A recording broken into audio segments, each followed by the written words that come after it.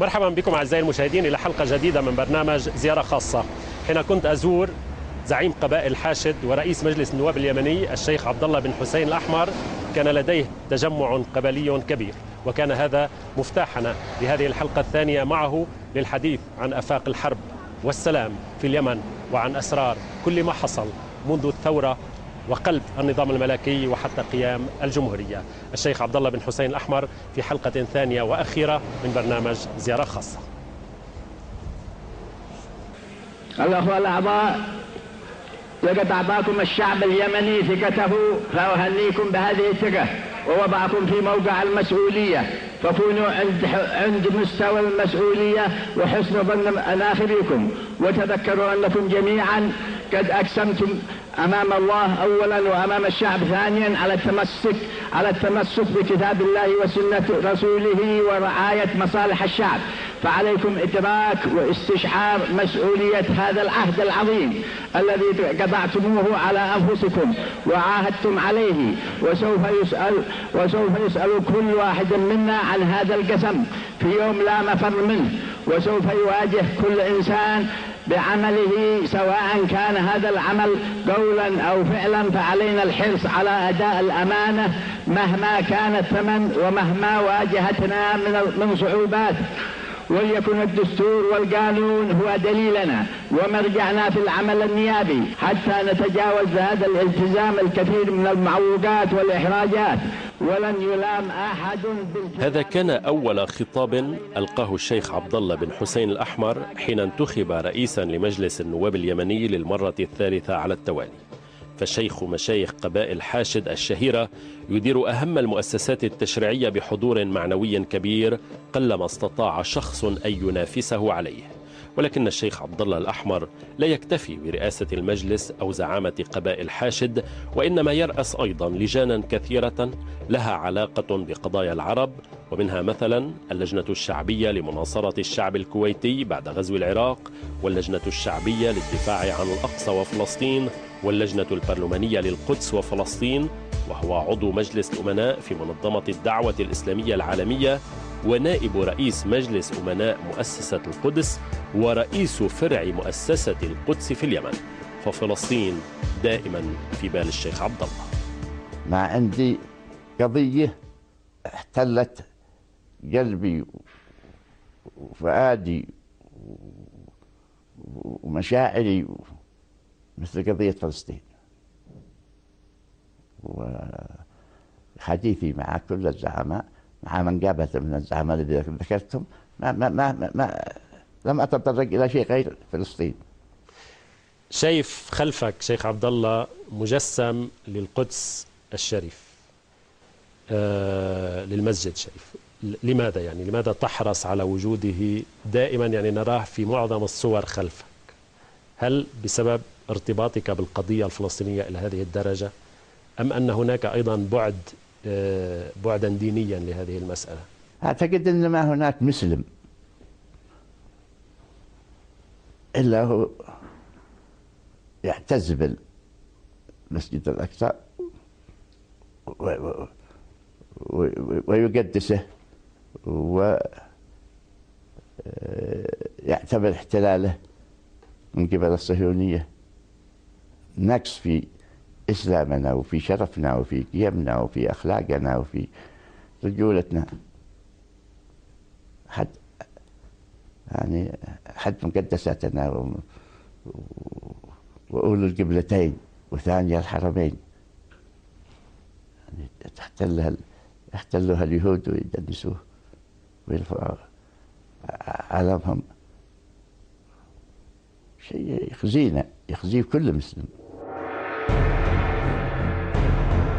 إسرائيل هي العدو الأول للشيخ عبد الله الأحمر، وهو يشجب أمريكا مرارا لأنها تدعم إسرائيل. وحين كنت أبحث في أرشيف رئيس مجلس النواب اليمني وزعيم قبائل حاشد، غالبا ما كنت أقع إما على تصريحات له بهذا المعنى أو على أشرطة فيديو يتحدث فيها عن فلسطين كقضية كبرى، وهو لا يتردد في وصف أرييل شارون بالمجرم، كما كان شأنه في خلال آخر اجتماع برلماني عربي عقد على أرض اليمن.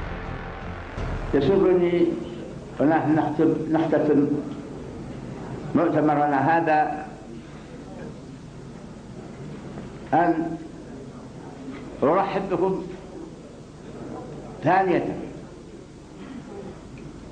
وأن أشكركم على الحضور وعلى المساهمة الفعالة في هذا المؤتمر الذي يهمنا جميعا، والذي خصص لأهم قضية عربية وإسلامية. وأرجو أن نتفرج بعد مؤتمرنا هذا ونحن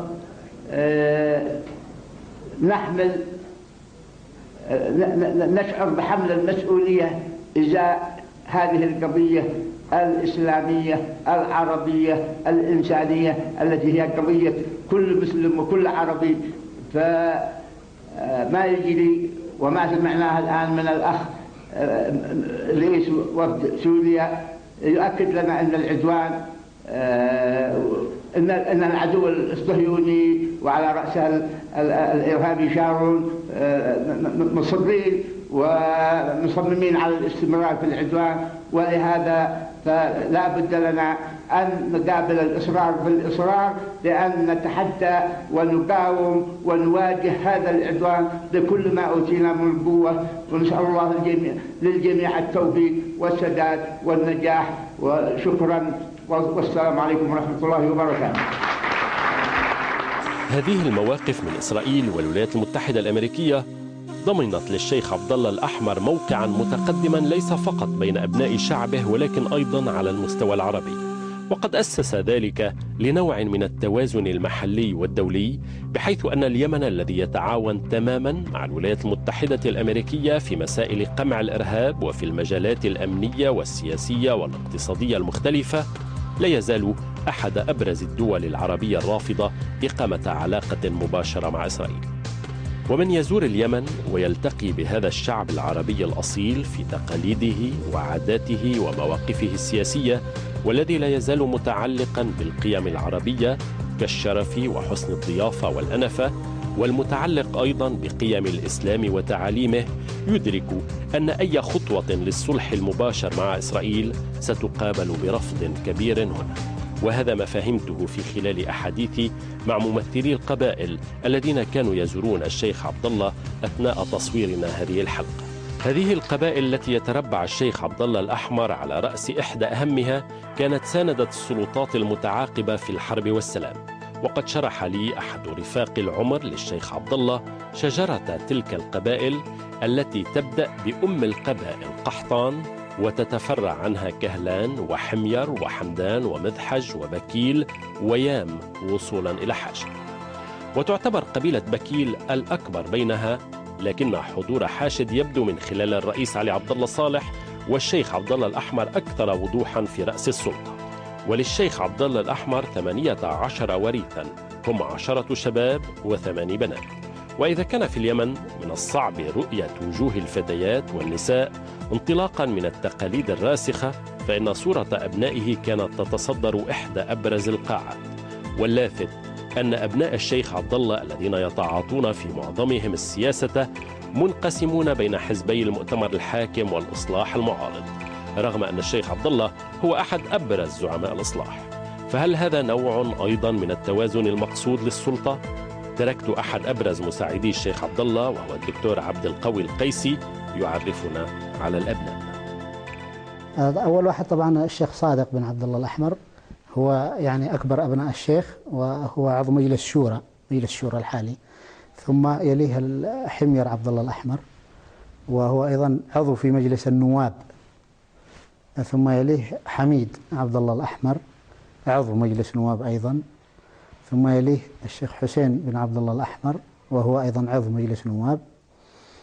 ثم مذحج عبد الله الأحمر، عضو مجلس نواب أيضا، وهو يعني في القوات المسلحة. ثم هاشم بن عبد الله الأحمر، هو ضابط في القوات المسلحة. ثم حاشد بن عبد الله الأحمر، وهو يعني خريج جامعة الملك عبد العزيز جامعي. ثم بكيل عبد الله الأحمر، وبعده همدان عبد الله الأحمر. ثم قحطان آخرهم عبد الله الأحمر. هم 10 أبناء. صادق بن عبد الله وحميد بن عبد الله ومذحج بن عبد الله هم في الإصلاح، وحمير وحسين أعضاء في المؤتمر الشعبي العام، والبقية يعني ليس لهم اهتمامات يعني حزبية الآن. ربما